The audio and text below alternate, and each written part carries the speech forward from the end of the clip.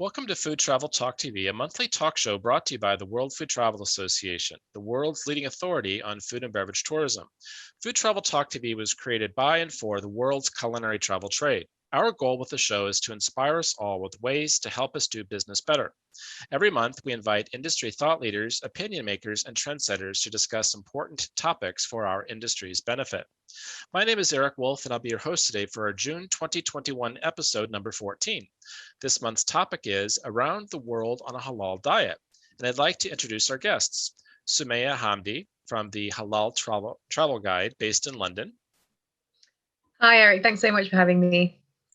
And Yvonne Maffei from My Halal Kitchen based in San Diego, California, USA.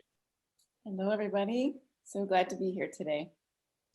Feel free to post your questions at any time in the Q&A window. We will reserve the last 20 minutes or so to answer your questions.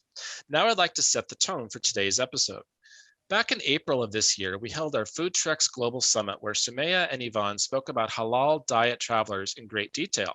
We learned fascinating details about this target market, which is hugely and largely ignored outside the Muslim world. Just like any niche group of travelers, those who follow a halal diet can enjoy many of the world's most interesting foods when they travel. Sometimes modifications are necessary, like what is happening with the surge in veganism by making meat dishes truly vegan. Soumaya and Yvonne are experts in this niche, and we look forward to hearing more from them today. Welcome, ladies. Well, Thank you. Thank you for having us. So when we say halal diet and halal travel, what do we mean by that? Oh, that's the big question. I mean, on the halal travel side, so if you think of halal travel, kind of the overarching umbrella within which halal diet is included, and I'll let Yvonne expand in detail on halal diet. Halal travel is essentially, put it simply, everything that makes life easier for the Muslim traveler. And that primarily revolves around halal food, prayer facilities, and just a general feeling of being welcome. So kind of general understanding of kind of etiquette and just being welcoming to Muslim travelers. So primarily it's around those first two options. And then as you look more in detail, there are kind of various other things like family-friendly activities, hijab-friendly activities, and so on and so forth. But those are the two cornerstones, I say, of halal travel: food and prayer facilities. All right. And when it comes to food, really, basically, the translation of halal literally means permissible. And people get a little nervous about that when they don't understand it and think, well, you know, what is actually permissible? Pretty much most things are permissible except pork and alcohol in terms of meat and any kind of, cooking wines and things like that in our foods. But also the meat is processed in a certain way, very, very similar, almost exactly to kosher. So for those of you who are familiar with kosher, we're looking at very similar guidelines to the food. And so a lot of people assume that that means, a Middle Eastern diet or a South Asian, Pakistani or Indian diet, but that's not the case, which is exciting because any cuisine around the world can be made halal. And that makes it actually easier for both the restaurants and chefs as well as travelers to kind of come together and enjoy good halal meals. That is a really important point. I think you're right that a lot of people, they think halal and they're already thinking kebabs and pita bread and that kind of thing. And Yeah. no, any just like most meat dishes can be made vegan, any dish can be made halal. Yes, that's my whole MO. I've been doing this for, over 12 years now, just because I come from an Italian Sicilian background on one side and Puerto Rican on the other, grew up in the US. And when I adopted a halal diet, that was, my whole, idea for starting my website was just to say, halal is really just a concept. That means, okay, we're not having any pork, we're not having any alcohol, but we can substitute things or we can kind of leave those things out in certain dishes. So I still enjoy traditional Sicilian food. And when I travel, I look for things that, I go to Mexico, for example, and I, try fish dishes instead, or I kind of talk to them about, what's in the beans? Is it lard or is it vegetable oil? Little tweaks like that can just make life so much easier for everybody. But we just kind of need that information to start from. Yeah, no, that's great stuff. You guys gave so much detail. in your talk in April. We can't go into all of it right now, of course, but fascinating things about just one example that stuck in my mind was gelatin used in, desserts and stuff that people don't even think necessarily that could be something that would not be good for a halal diet. Right, or the age-old question of alcohol burning off in cooking. Most Muslims would just want to avoid that altogether. I mean, from a scientific point of view, I don't agree with it. It all burns off completely. But again, that's like one of the topics, right? Like, well, can we have cooking wine? And if you go to Italy, for example, and there's cooking wine in the pasta, and they say, well, it burns off. A person who really follows a strict halal diet would avoid that altogether. But if somebody wanted to comply with the halal, the halal traveler, they would kind of just leave it out or make a substitute for it. But generally, like leaving it out is probably the easiest thing. So there's just little tweaks that can make life so much easier. I think you're probably right. I do think some molecules of residue probably remain. It's just like when you heat food in the microwave in plastic, and some of the plastic molecules get absorbed into the food. And actually, a lot of people don't realize that you really should never heat things in the microwave in plastic. But it's probably a similar concept with alcohol breaking down and cooking, that there's just something is just left there. Some of the atoms are left. Yeah. I mean, and those are like some of the lesser topics in like restaurants and so on, but they do matter to Muslims who adhere to a strict halal diet. And there are people who, Muslims come from all spectrums. So you have people who will definitely not eat pork anywhere ever, but they may be more lenient about that. Well, okay, the alcohol burns off. Like maybe they don't follow that, but generally speaking, the pork is the biggest one. And the meat being halal processed, slaughtered, similar to kosher, where there are certifications on the meat that say, this is a halal certified product. So we can get into that at any point, but some restaurants are now adopting, using halal meats to comply. And that's getting easier around the world, actually. So for people who kind of say, oh my gosh, that's really difficult, actually, we're here to tell you, like, things are getting a lot easier. There's access. It doesn't have to be difficult. Yeah, exactly. Yeah, and actually on that, halal food in certain places already, like in China, is starting to be associated more with high quality, closely sourced produce as well. And I think certainly coming out of the pandemic, where we're seeing that it's really necessary to trace where products are coming in from, not just from a trade perspective, but also from a quality assurance perspective. Halal already offers that kind of framework within which to make sure that you know exactly what's happening to your food from farm to plate. And, it's something that I imagine we'll start to see a lot more in kind of just non-halal circles. And in fact, over the last 10 years or so, certainly here in the UK, and I'm sure in many other kind of European and even in the US, in destinations, some restaurants already serve halal food, but they just don't advertise it. It's just not that widely known, and you'll only know if you ask. So it's there, and chances are that most people who are kind of avid, who enjoy trying out different types of food, have probably tried halal food at some point or another in their lives, perhaps without realizing it. So you both spoke at our Food Trucks Global Summit in April about halal travel. Could you explain very briefly why this market segment should be important for destinations and businesses that have maybe never catered to Muslim travelers before? Halal tourism is the fastest growing segment of the world travel market. Pre-pandemic estimates, it was worth around 200 billion, nearly 300 billion, sorry. Now, obviously, we're expecting a dip in that estimation because of the pandemic, but pandemic aside, what we're seeing is that Muslim travelers are amongst the youngest travelers in terms of the world travel market as well, which means it's more likely that the Muslim halal travel market is going to be one of the earliest to start to show signs of recovery, because we know that younger people have a lot more confidence about traveling. They're much more likely to step out there.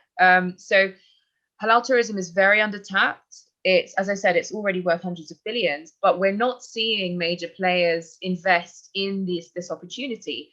And you've got a generation of Muslims who are very well educated, who have purchasing power, and in fact, many of whom are entering their most financially productive years, who have the money to spend, but don't necessarily see the services being advertised that enable them to feel that they can go to not just traditional Muslim-friendly destinations, because they want to feel like they can go to Korea or to Japan or to Hong Kong or to the States and still enjoy a halal or Muslim-friendly travel experience. So there's huge opportunity in there. And I think we'll start to see big brands pay a lot more close attention in the coming years, because at the moment there's a lot of room for people to get involved in.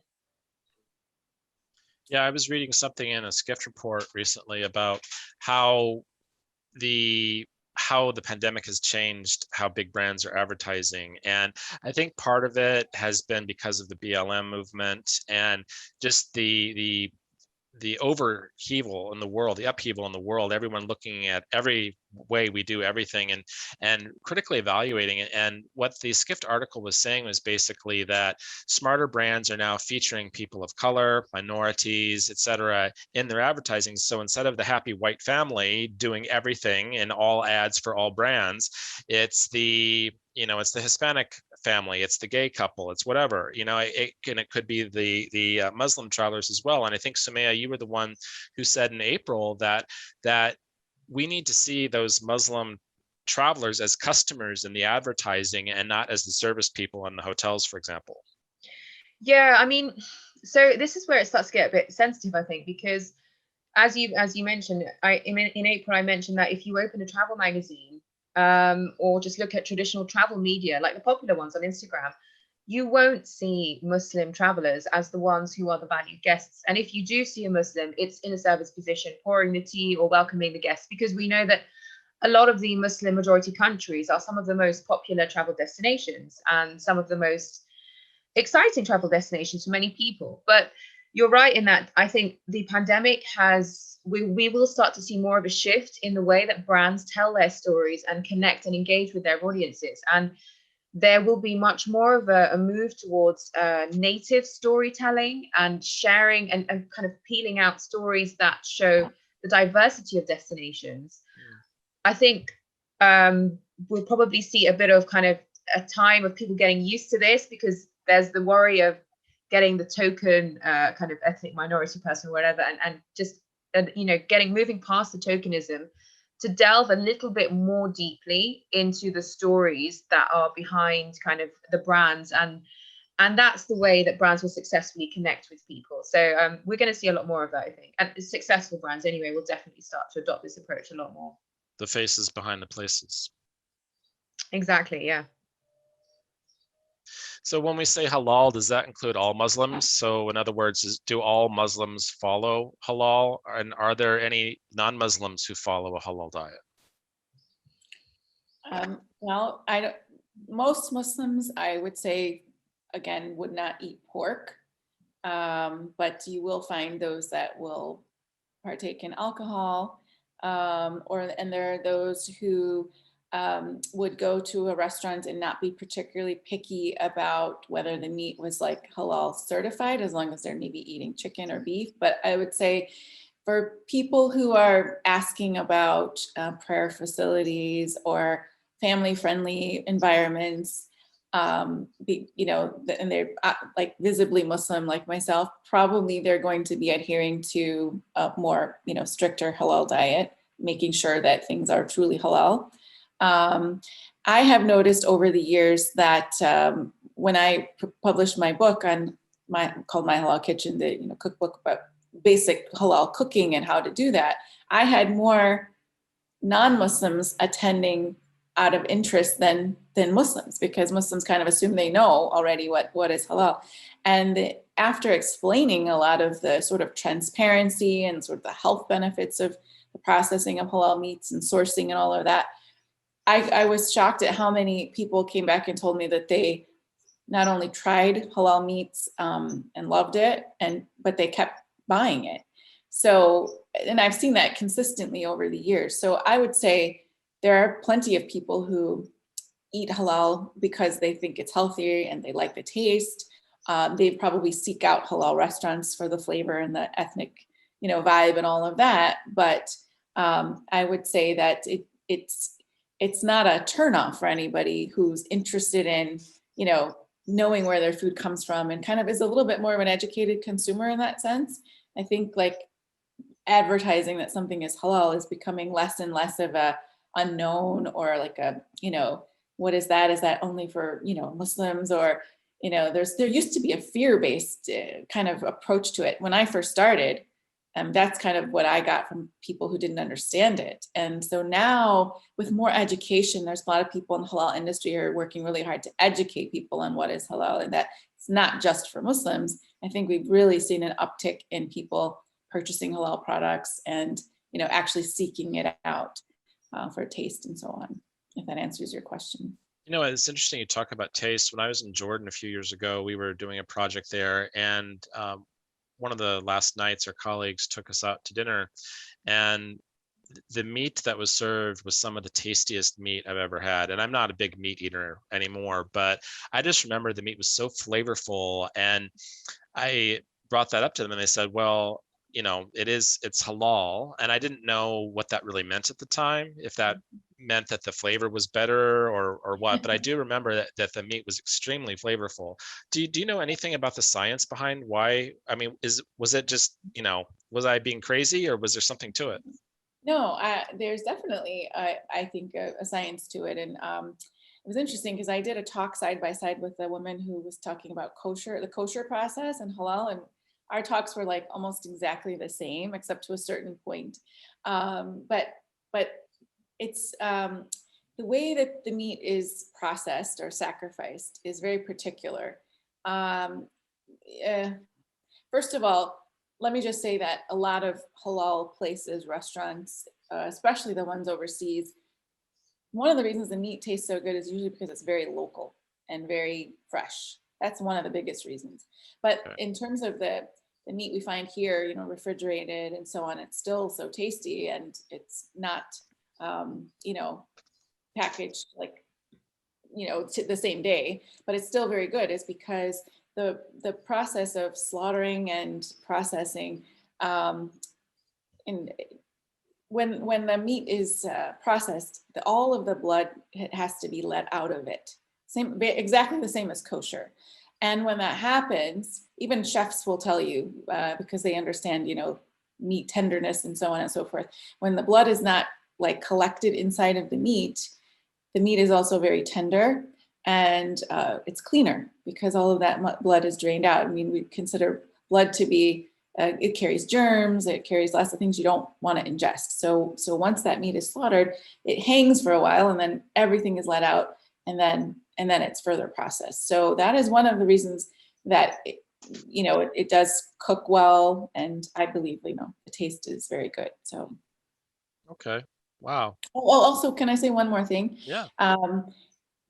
In terms of animal welfare, you can't brush the process of sacrificing the animal as well. So that also has to do with like the cortisol levels of the animal.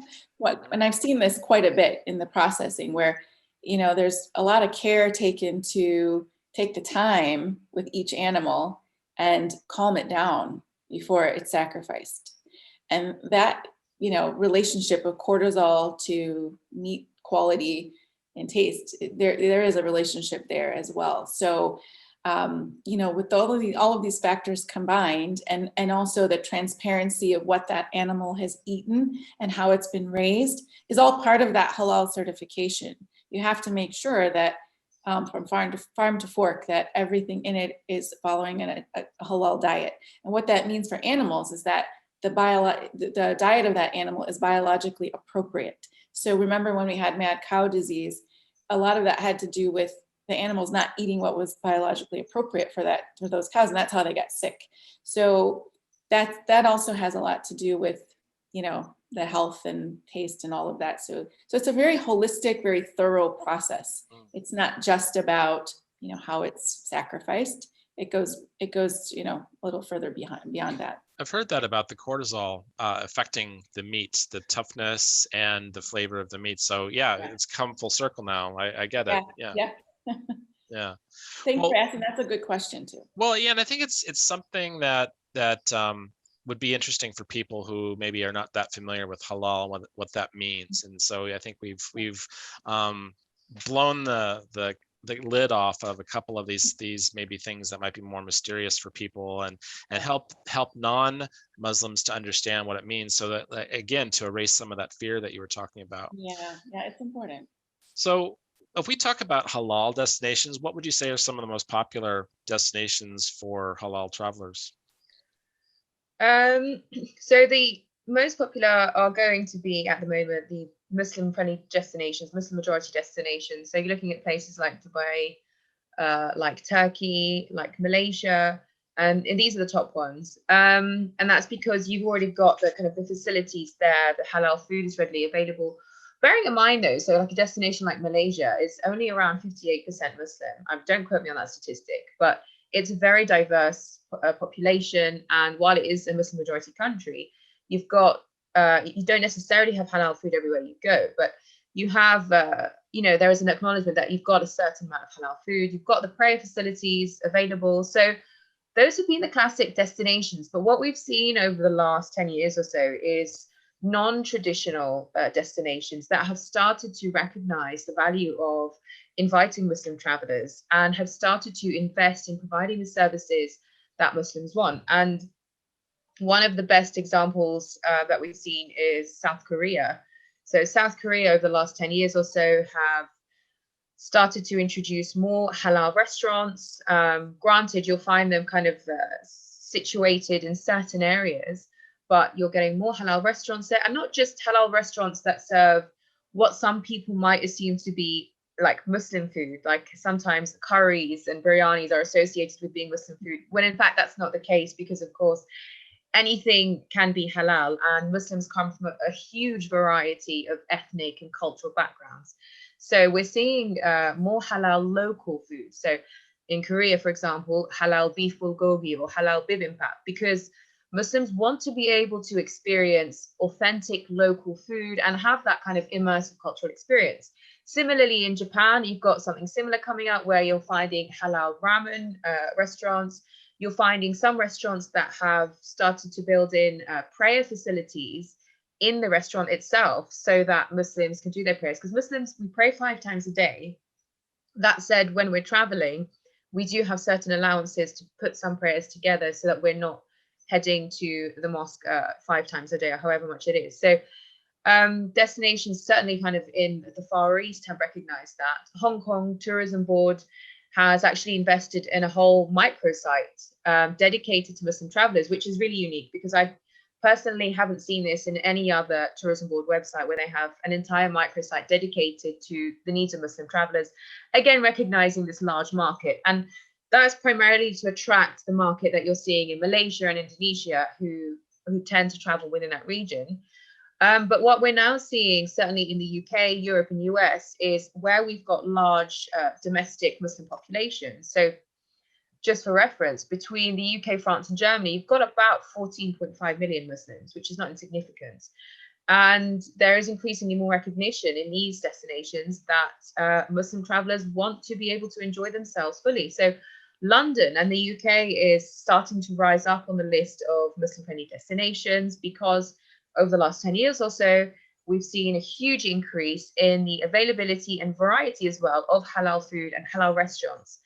So it's an exciting time, to be honest. And I think we're going to see a lot more destinations, typically non-Muslim friendly destinations, realize that they already have certain elements already available. I think it's fair to say that most, if not all, major cities in the world have some form of halal food services. And some of them are already big exporters, like in Mexico and Brazil. A lot of them are already exporting halal meat. And, that might come to surprise to some people, but you've already got the foundation set there in a lot of destinations. It's just about marketing that and curating a message to Muslims that, hey, you're welcome, and you're welcome to come here. And look, we've already got some facilities available to you. Yes, we may not have mosques available on every corner, but we have a family-friendly room in the subway, for example, that you're also welcome to use as a prayer place if you need to. And this is the type of thing that Seoul City has done, for example, where they haven't gone around building mosques. They've just literally repurposed rooms that are traditionally used for families and made those spaces available to Muslims. So it's really just a case of understanding that it's not as difficult as it might seem. And yes, there is a certain element of certification around it, but also a lot of it is around just getting the message out there as well. I would also say Muslims are big foodies, right? I mean, when we travel, you're not necessarily looking for a beach to sunbathe. So, but you're looking for restaurants and traditional foods that you want to try. That's food is like at the top of our list of things to try when traveling, you know. We're a big It is foodie for community. a lot of people. Yeah. So, Soumaya, you were talking about the increase in halal restaurants in Korea. Are they being founded and run by Muslims, or is it Korean people who are making halal food available? That's a good question. So you do have kind of immigrant populations in Seoul where Muslims, certainly Uzbeks, there's Turkish food, but also local Koreans as well. And actually, I remember going to a Korean restaurant where the owner was Korean and he had transformed Korean food into halal and Muslim friendly offerings. So it's the pace of change is picking up, and there is a nice variety of offerings to Muslims. And I think we're going to see that being built up. And in fact, the Korean Tourism Board have invested in it already. So every year they hold something called Halal Restaurant Week. And it's actually a month. It goes on for a month. I don't know why it's called Halal Restaurant Week, but it goes on for a month. And they essentially create tickets and vouchers for Muslims to restaurant hop throughout that month and experience different types of cuisine: Korean, Turkish, Uzbek, Malaysian, all sorts of varieties, and do so in a halal way.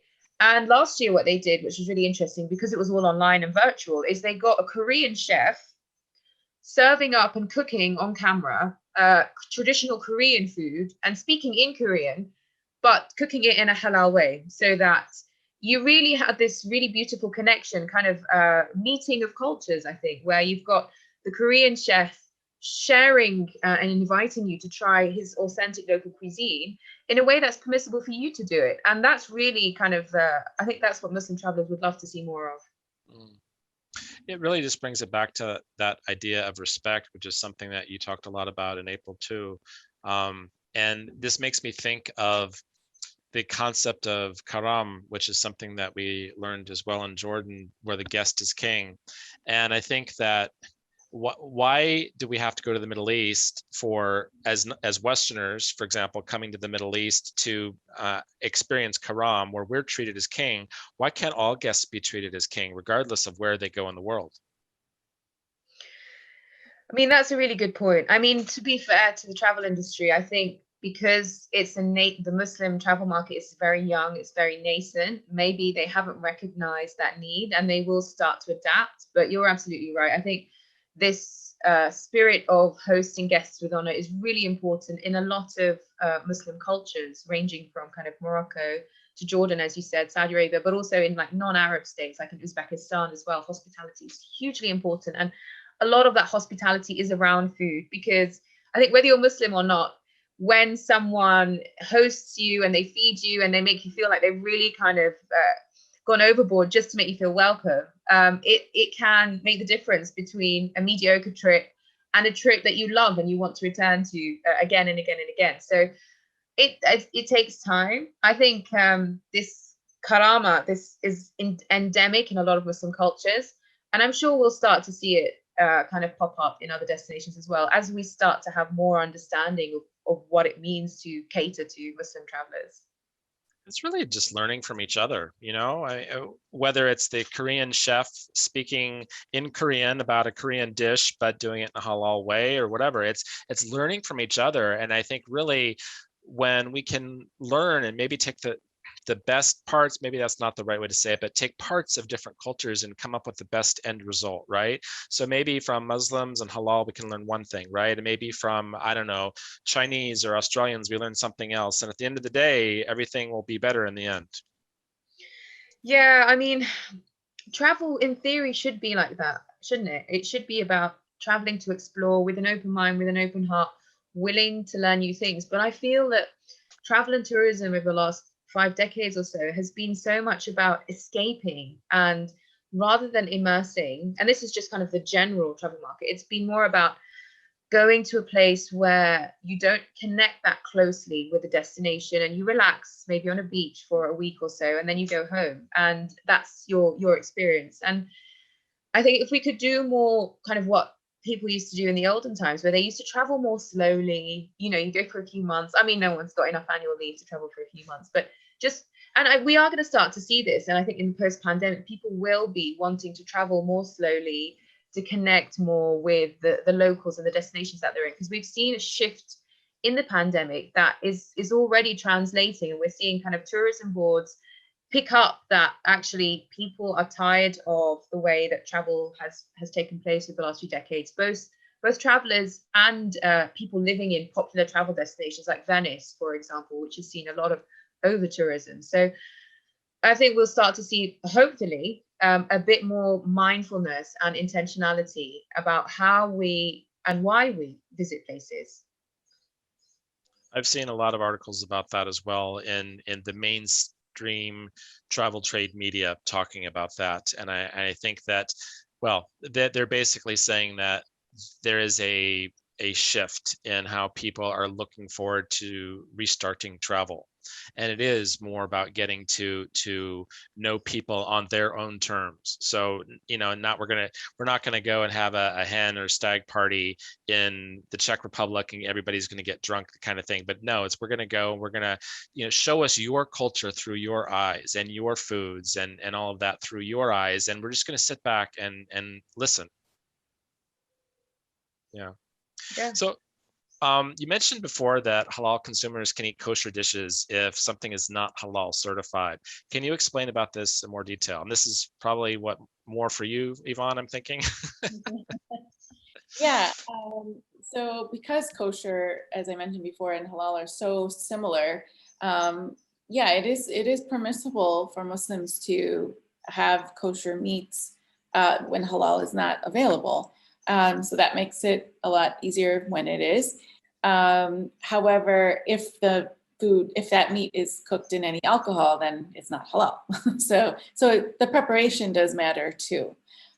So for restaurants who are interested in serving this market, one of the easiest things to do is to get your hands on some halal or kosher certified meats, which are typically available in lots and lots of places now. So yeah, that does make things easier, and it's something that if a destination is marketing to Muslims and or having conversations with Muslims about what's available, that's a good little tidbit for them to know, is that if you have something kosher and not halal, you can offer it and see if people will take it. Nice. Okay. So besides the obvious no pork, no alcohol, which we've talked about a lot, can you offer another 3 tips to help destinations or even businesses cater to halal travelers?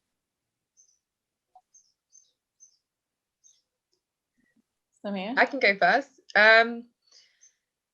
So I think the most important thing is messaging. Being really clued up on how to speak to this audience and speak with this audience, making it a two-way conversation, because it's all well and good kind of having certifications and having halal food stamps, and that's really important, but making sure that you've got the communications and the messaging done right, so that Muslim travelers feel welcome to come, and they feel that when they come, they're going to be able to have immersive experiences and connect with the local community and kind of explore kind of freely without any kind of hindrance. So just being open and getting the message out there is can feel daunting, but working with halal travel and halal industry stakeholders kind of helps remove the veil and demystify what it means to do that. So that's, I think for me, just getting that comms and the branding right is really important. Yeah, and to add to what Soumaya just said, is that when you do work with people in the industry, you get this open door to lots of resources, right? Because it can be daunting, as Soumaya said. And so, they can help you figure out, who are the certifiers in your area that can help you get the proper meats. And what is that messaging that would be right? I mean, I worked with an American burger restaurant here in Chicago, and it was just about this all American burger, and but we needed that halal messaging, and it was just the simple messaging that got to it, but they really wanted to get it right, and eventually we did. But it was just that open door to like, okay, who are the certifiers, and does our kitchen need to be certified halal, or is there a way that we can cook the halal meats and foods separately from the other stuff? Like, they had lots of questions, as I'm sure anybody in the restaurant and hotel industry would, and people in this industry can kind of just break it down and give you step by step on how to do that. And so it's not as difficult as one would imagine, but I think the information is really important. Oh, it just seems to me that if I was a chef, that rather than having two separate ways to cook meat, right? Or like, this is the non-halal meat, and I'm also serving beef over here, but this is the halal beef, right? Maybe just make it all halal. But then you might have chefs say, well, I can't get Wagyu beef that is halal, or some really specific cuts of something. I don't know. What do you think about that? Well, there is halal Wagyu beef, by the way. Of course there is. Of course there is. I would say anybody who's in the restaurant industry should go to shows like the Dubai, food show and things like that, because you'll find all that stuff. It's really cool. Yeah. But there are people who end up going all halal just to make it easier, and that sometimes does work. Of course, they have to figure out the cost of that versus not. But it depends also on the size of the restaurant. If smaller restaurants sometimes can do that a lot easier, bigger restaurants can't. It just depends. But I have found that most places that really want to do it, they sort of dedicate a space of storing and cooking the halal stuff separately. And they've trained their staff. Like this burger place in Chicago that I go to, if I say, now when I go in and I say, can I have the halal burger? Everybody in that restaurant knows, okay, the halal meat is stored in this refrigerator and it's cooked over here, and the sauces are halal. They don't have any wine in them, and they just they've come up with a great system in that restaurant. They know what to do. So. I think you're right about the restaurant needs to devise its own system. So there's a restaurant that we go to here in southern Spain, and I've recently adopted a gluten-free diet. And it's more of a sensitivity, so it's not a strict allergy like I'm going to die if I have gluten. But once I communicated that to the server, everyone in the entire restaurant knew.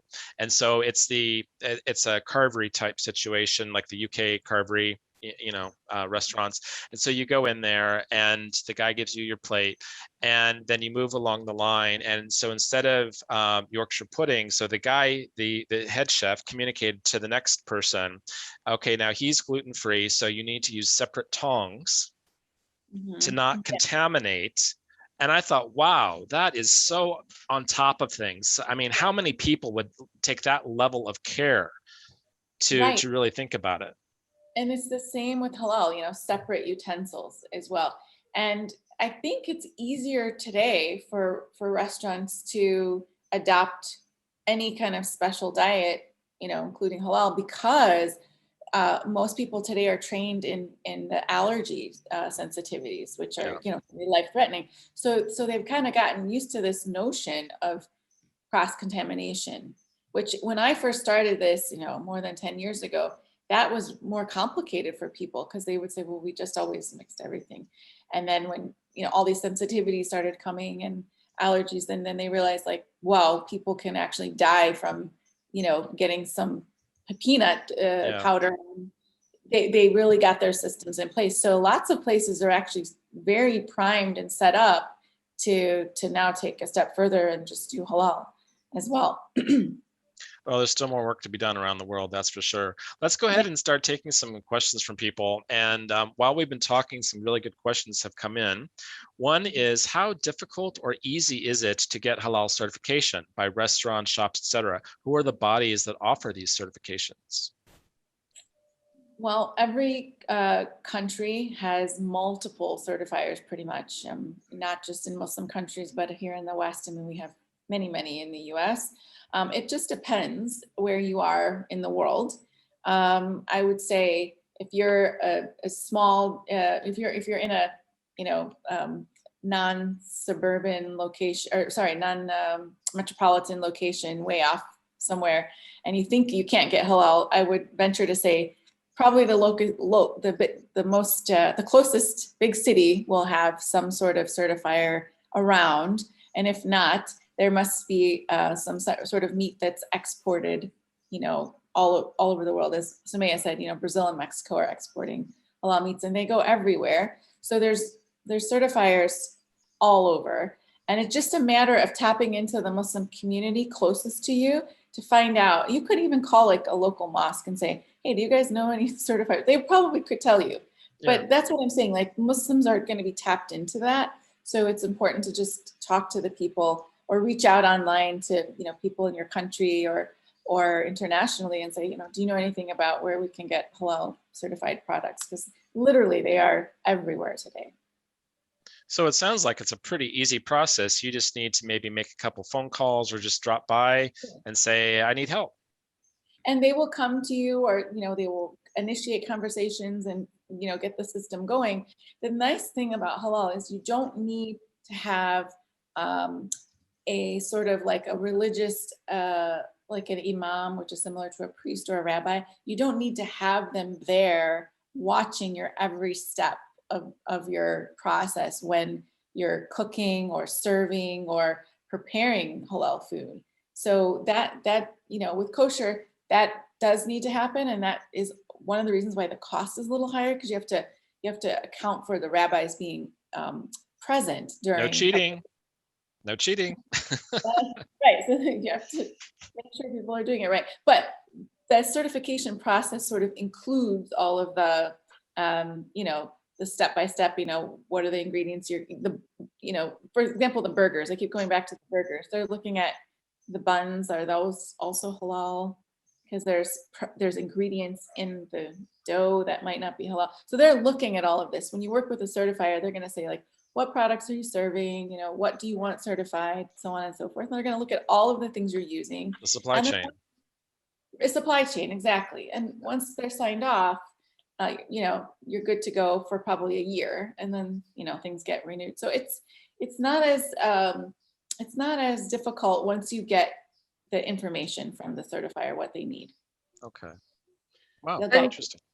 Just to add on to that, I think that's where we can tie in this interest in halal being a mark for high quality, like I mentioned earlier, in China, because once you start looking at what's happening to your products from start to finish, and you can account for everything that comes into contact with them, you have automatically the possibility of creating a much higher quality product. And certainly with technologies like blockchain, for example, it's getting a lot more easier to implement this in practice.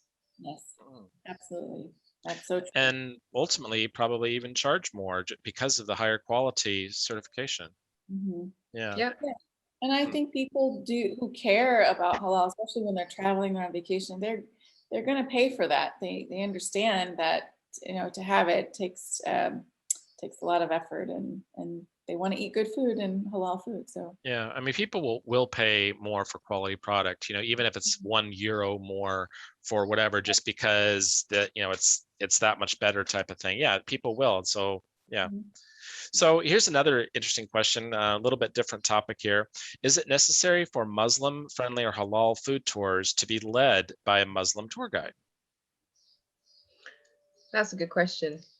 In terms of necessity, if you're looking at it from the perspective of for it to be like blessed as being halal, I think the answer is probably no from a strict perspective. I mean, you can have anyone doing it. I think the need for halal or for a Muslim to be involved with an influential, from an influential perspective, comes in just from the basis of having that expert knowledge and advice. And on this, I would say it's not enough just to have a Muslim to be involved. You want to have a Muslim who's actually knowledgeable in the field in halal food and halal tourism. And obviously not all Muslims are, most Muslims aren't. So having someone who is already an expert in that will help you just to make life a lot easier. But short and long of it is no, I mean, you can have non-Muslim guides, and we do have non-Muslim guides. And part of the joy of that is, again, having this cross-cultural interaction and enabling it. All right. How is halal food shaping food tourism? For example, new destinations emerging, new behaviors, trends among Muslim community, new platforms, etc. I know Yvonne's got some ideas on this, but so if we look at Uzbekistan, for example, Uzbekistan is opening up to international tourism, whereas it's traditionally, for as long as I can remember, been quite closed off to the world at large. And Uzbekistan is a really exciting place gastronomically. I mean, you only need to, now that there are kind of more people visiting Uzbekistan and there are more kind of YouTube videos, if you have a look at the gastronomy, it's so exciting. Like, you've got this influence from the Turkic side, but also the Chinese side. So you'll find lagman, which is got these Chinese pulled noodles. Then you've also got the somsa, which are like samosas baked in traditional huge clay ovens. And then you've got the plov, which is basically pilau rice, cooked in these huge cauldrons. And it's amazing to see, especially kind of in the Central Asian region in particular, which I think we'll start to see becoming a very popular destination trend. This marriage of Turkic, Chinese, Russian influences in food. And that's something that I've certainly seen a lot of in Uzbekistan. Likewise in Turkey, and I know Yvonne is really well versed in food in Turkey, you have all sorts of dishes and influences. And I think most people who have been to kind of an Iranian restaurant or a Turkish restaurant, and a lot of the times these are kind of the restaurants where people really enjoy their experience. This is just kind of showcasing the huge diversity and really kind of variety of cultural experiences that you get from different types of halal food. So definitely there's a huge opportunity in gastro-tourism to explore halal food, and it's very underexplored at the moment, and that's something that me and Yvonne actually are looking into exploring. Yeah, I think also with the influx of immigrant communities in not just here in the US, but I even saw it in Turkey, where you're getting a lot of Syrians coming into Turkey for obvious reasons. The food scene in Istanbul is changing. Some of the dishes are getting spicier by, using Aleppo pepper and so on. And Georgian food is getting popular in Turkey. So it's, there's so much exciting stuff around food. So you have both talked a little bit about some of the former Soviet areas, Uzbekistan and Georgia and so on. Would you say that region of what used to be Southern Soviet Union, are you thinking that that's probably going to be a new interesting culinary destination? Definitely. Absolutely. Yeah, 100%. Because you've got the perfect mix. You've got street food. You've got these traditional bazaars where you can go in and try all sorts of things, when you go in and, just try this and have a drink of this. And of course, the pandemic will change the way that we approach these types of interactions. But I think now that, and hopefully we have an increasing number of travel restrictions being lifted and more opening up of travel, it's Central Asia for sure is a really exciting and underexplored place that we're already seeing kind of travel bloggers go to, and food is a major theme of that part of exploration. Right. Yeah, and I think the tourism boards there are also, well, we know for sure because we've talked to some of them, is that they're interested in getting people to come. They're working hard to market to travelers who've not been there. And personally, I think it's a fascinating region to discover. It's not anything that's been on my radar, but now that they're sort of marketing to people, then I'm starting to learn more about the food and the history, and it's fascinating. It's one of those untapped places. I've seen more and more videos now on YouTube about some of these destinations. I know Uzbekistan was one, Georgia was one. I'm forgetting a couple. I'm not really super well versed in the names of all those countries, but really interesting experiences, things that we're always, as food lovers, we're explorers, we're always looking for something new and different. And, rather than watching yet another love her to death Italian grandmother cooking in the kitchen kind of thing, we've all seen that video 1,000 times, and we love seeing those videos, but let's see something different. And going into an Uzbek family, right? And is this the country where they do the bread on the side? They smack the bread up the side of the big ovens. Yeah, they have these huge like cauldrons. Yeah. And they put the bread in, and not just the bread, the somsa as well. They put it straight in.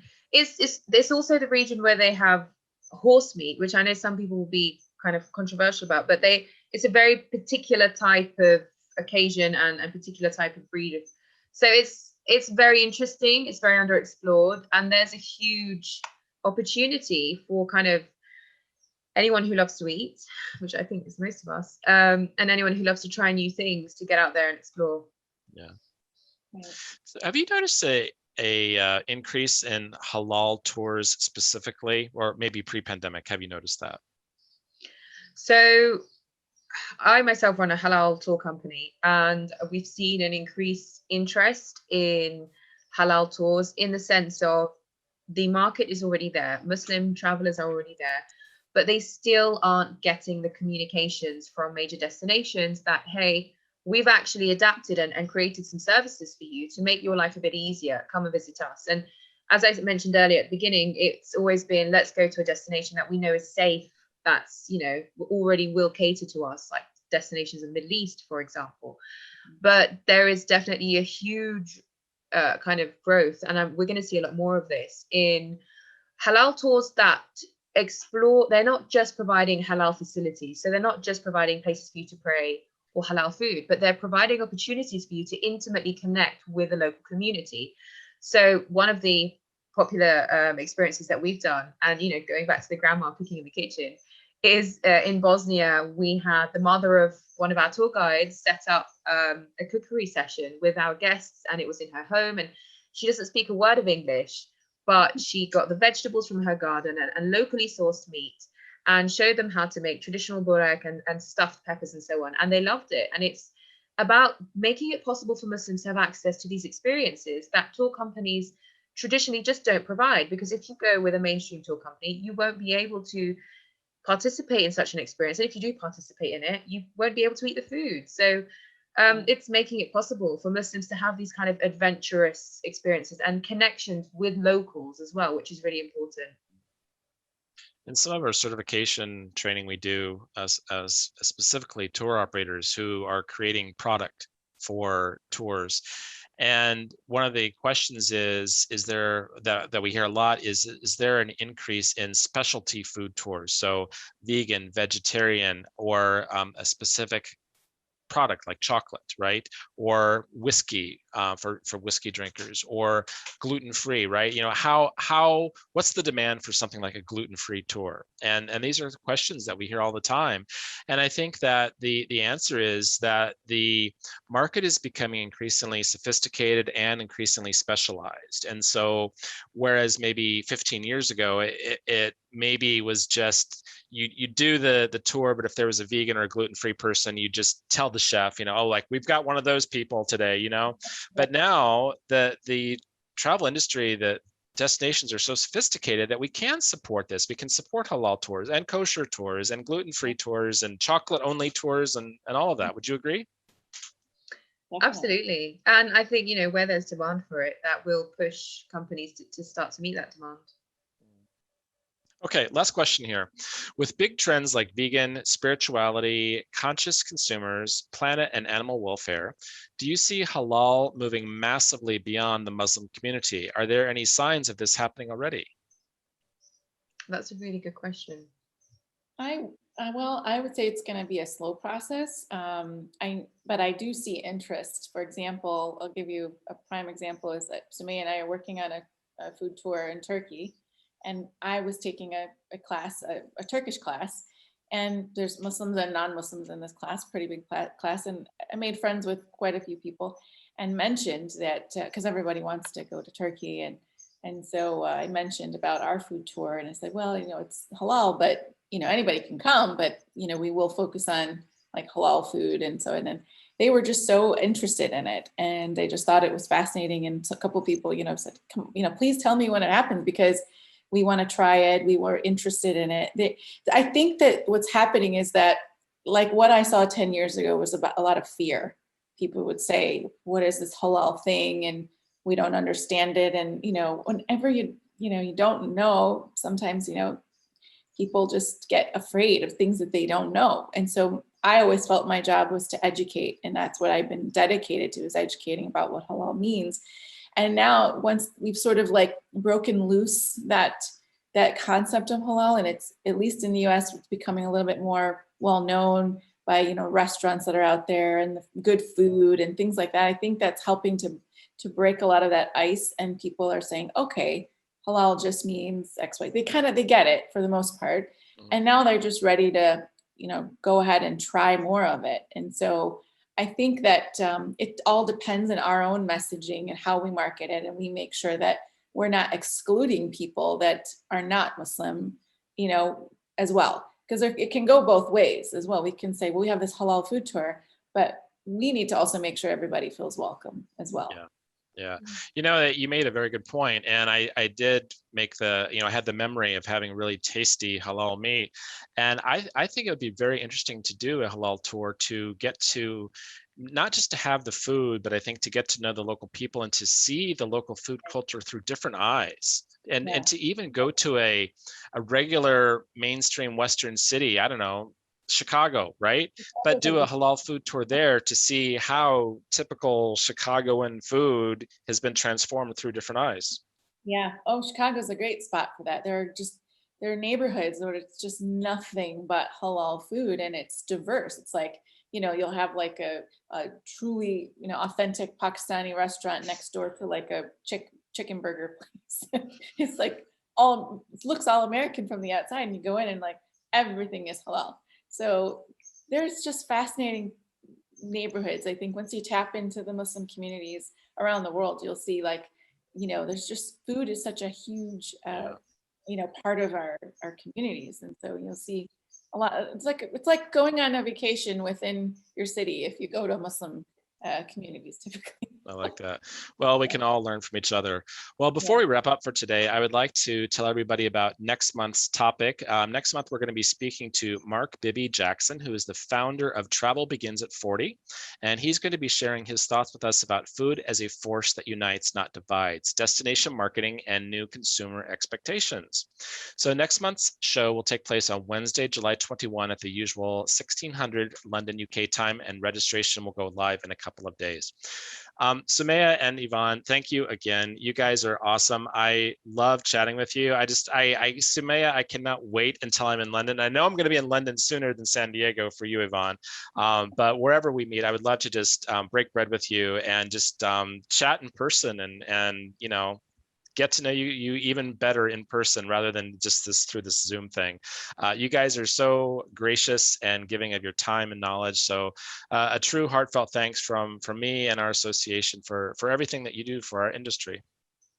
Thank you, Eric. I appreciate that. And I've already got some spots in my mind for you when you come to London that I think you're going to enjoy. But also, thank you very much for creating this space and enabling this conversation, because it's not often that happens. So it's really great to be able to do that. Well, thank you again. And until we meet, till next time. Thank you. Thanks very much. Bye-bye. Take care. Bye-bye. Thank you, everyone. And we'll see you next month on July 21st. Take care.